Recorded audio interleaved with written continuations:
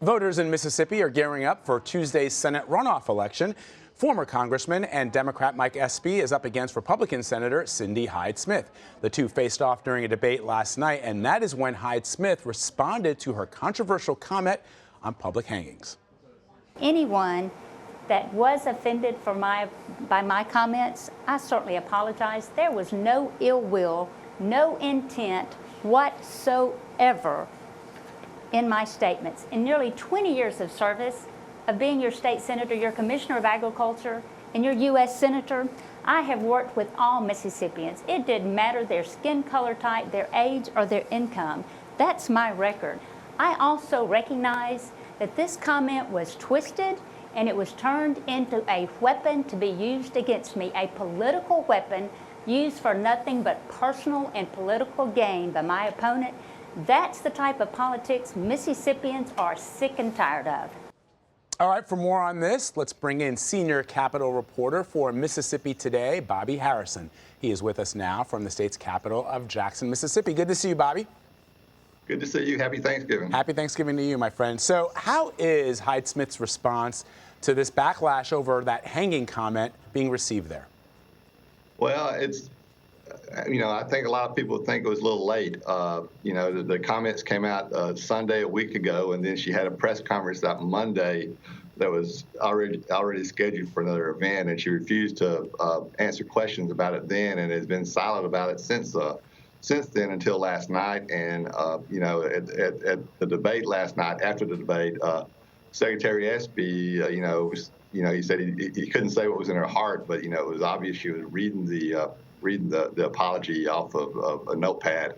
The debate was kind of funny in that the candidates were allowed at Senator Hyde-Smith insisted to be able to bring notes into the onto the podium, which I've never seen before in a debate. Usually, I think most debates you sort of just go up there and wing it and talk without having notes to depend on.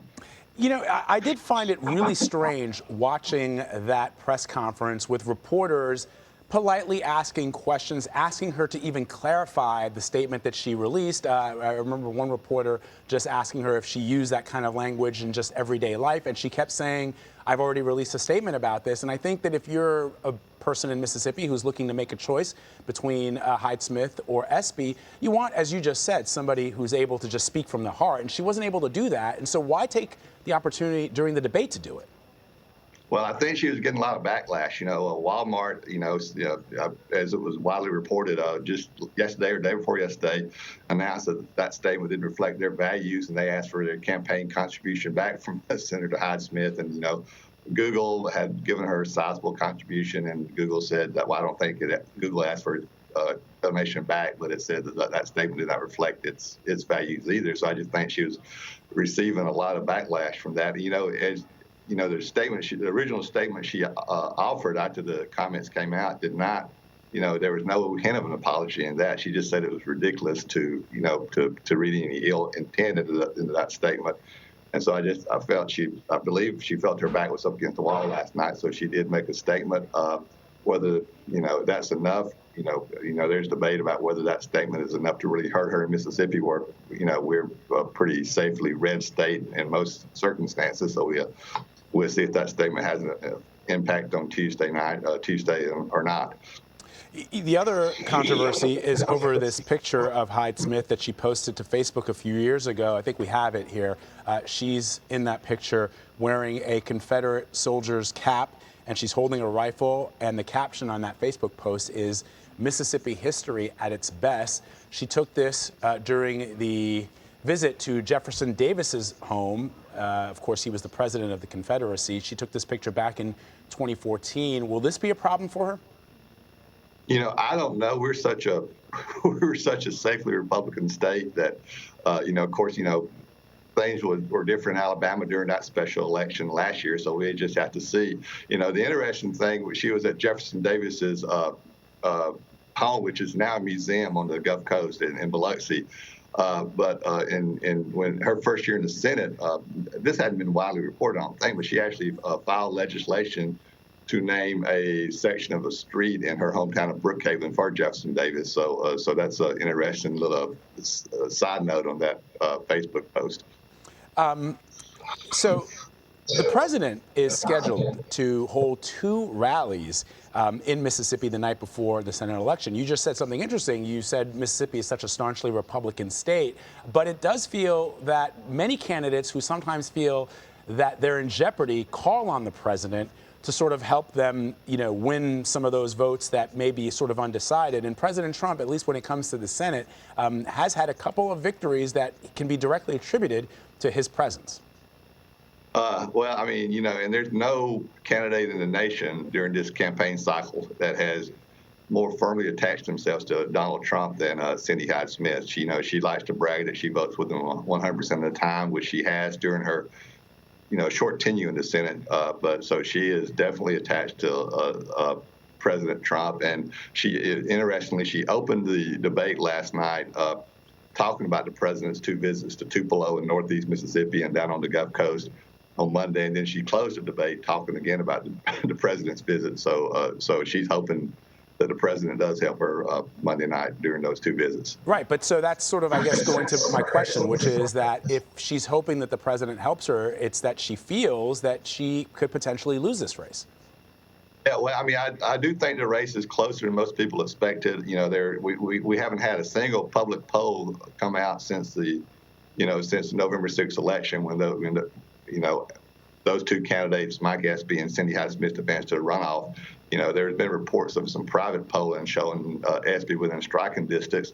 And, and this is just such a, unknown, we'd never had a runoff election, the Tuesday after Thanksgiving. So, people always say the election is going to depend on turnout. But in this election, that's really true. We don't know who's going to come out to vote. If Democratic voters who in Mississippi, for the most part, are African-American voters, if they come out in, large numbers because of that statement and the Facebook post you talked about, what you showed earlier, maybe something, maybe there's lightning in the bottle, and what happened in Alabama about a year ago could happen in Mississippi this November. We just have to see. Yeah. Before I let you go, I mean, we've been talking a lot about Hyde-Smith, but I want to play a bit of what Mike Espy had to say during the debate. Let's take a listen to that. Washington is broken. There's so much dysfunction, division, acrimony, cynicism, politicians turning on each other rather than to each other. We need someone to come in there with a common influence to try to lift us above all the noise and to try to reach across the chasm to bring all Mississippians of goodwill together for a common purpose. Senator Cindy Hyde-Smith made thoughtless comments that harmed our state and hurt our jobs and hurt our economy. You've got companies like Walmart who today said that her comments did not reflect the values of their company, and they do not reflect the values of our state. And we got a senator here talking about public hangings and talking about voter suppression. Ladies and gentlemen, I'm not going back to yesteryear. We want to move forward. That's the kind of senator that I want to be. So, Bobby, comments like that, statements like that from the challenger, do you think that will, as you say, provide some lightning in a bottle, or might be too soon yet? Mississippi hasn't elected a Democrat statewide since 1982. For the Senate, that's right. For the Senate, yeah. Yeah, it's like I said, it's just there's so many unknowns this election. Maybe so. Mike Espy is such a historical political figure in the state. He was the first African American elected to the U.S. House from Mississippi in the modern era, and he's trying to position himself as the moderate who's willing to reach across party lines. He says that he'll be with the president when the president is good for Mississippi, but he's not going to be for anybody 100% of the time. So we'll just have to see, but it's definitely going to be worth watching next Tuesday. Indeed, it will be. Bobby Harrison, thank you so much for providing some insight for us on local matters. We appreciate it. I enjoyed it. Appreciate it. Thank you.